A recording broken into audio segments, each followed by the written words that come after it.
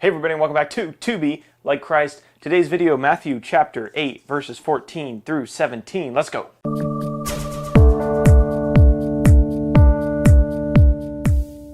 Then the disciples of John came to him, Jesus, saying, "Why do we and the Pharisees fast, but your disciples do not fast?"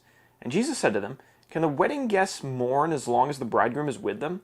The days will come when the bridegroom is taken away from them, and then they will fast." Okay, so John's disciples, that's John the Baptist, the forerunner of Jesus. His disciples come up to Jesus and they say, "Hey Jesus, we noticed that the Pharisees and the Jewish rulers fast, and we fast. How come you guys don't fast?" You see, fasting was a big part of the Jewish religious tradition under the old law. It wasn't commanded, but many very religious people fasted sometimes several times a week. So John's followers come and they say, "How come you guys don't?" To understand Jesus' response, we have to understand a little bit about fasting. Why was it done? When was it done? Well, often we find that fasting and prayer were coupled together.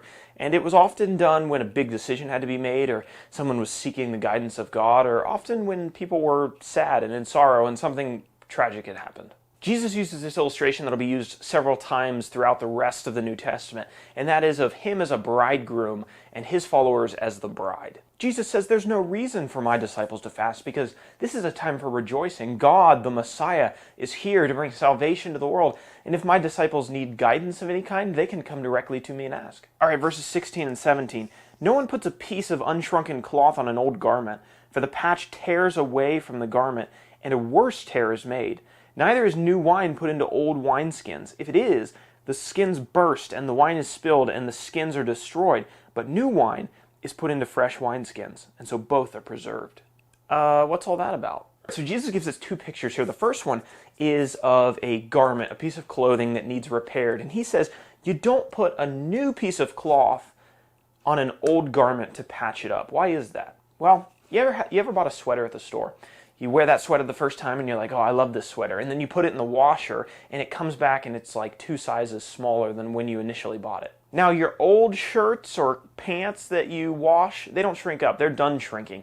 They got through that process a long time ago. And so what Jesus is saying, you don't put a new piece of cloth on an old garment. Why? Because you're going to sew that new piece of cloth on there as a patch. As soon as you put it in the washer, it's going to pull on that old garment and it's going to tear it even more than it was before, and it's not going to work. There's another image here, and it's a little bit harder to understand for us in our modern day, but it's the idea of fermentation. So they would put grape juice right off the vine, and they would put it into a wineskin made out of animal hide, usually. And Jesus says here that you don't put new wine, new grape juice, into an old wineskin. Why? Same reason as the first illustration. Grape juice, as it ferments, actually expands. However, an old wineskin is no longer flexible and pliable, and it won't expand with the juice. And so if you put new grape juice into an old wineskin, eventually, poof. But if you put that new wine into a new wineskin, that new wineskin is flexible and it's pliable. And as the juice expands, the wineskin will as well, and you're good to go. So you may have understood those pictures, but what is Jesus getting at as far as the application? I think what Jesus is trying to communicate here is that this new law, this new thing that he's bringing, new covenant, is not going to be just a patched up version of the old. It's going to be something entirely new. And if the Jews try to make it just a patched up old job of the old covenant, it's not going to work. And that was a really important principle because there were many Jews who were really trying to hold on to that old law even as they went into the new one. These two contrary elements couldn't work together. What I mean by that is that the old law, you were justified by your works, and we know that everyone was a sinner, so no one was justified. However, under the new law, it's not a merit-based, works-based righteousness, but it's a righteousness that's based off of the righteousness of Jesus, and those two things just aren't compatible together. So by using these illustrations, he's trying to communicate that fact to them. Even though their initial question was just about fasting, I think Jesus here is giving them a broader principle in which to look at all of the questions that they may have coming forward.